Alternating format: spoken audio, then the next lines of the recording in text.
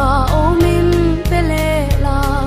i tel lo chuanin o kaldan kan thiam thei lo ve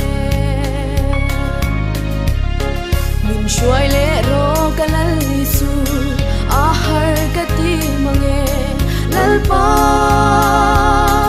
oh hallelujah amen hallelujah kaldan kan thiam thei lo ve kan lo kal ve la lung ne kan lo kal ve ro pui na choi moi na zong zong te lalpa ta no i lan je lang u khara va pathian om na dura arem khong te kan ni sia vak na la le tharau lam la ten lalpa I choi moi je min shuai le ro kalal li su a har ka ti mange lalpa oh hallelujah amen hallelujah kaldan kan thiam thei lo ve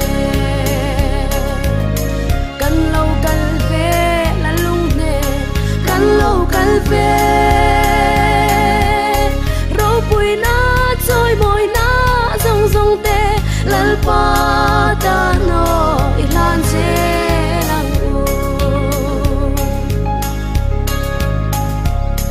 nung lam ma thil lom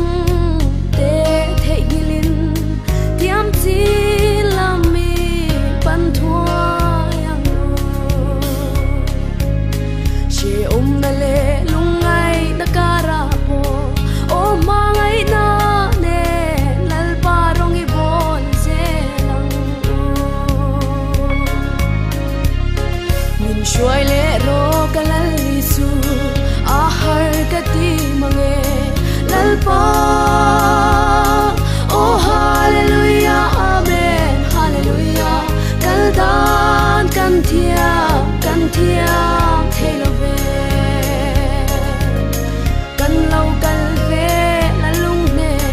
kan lo kal ve ro pui na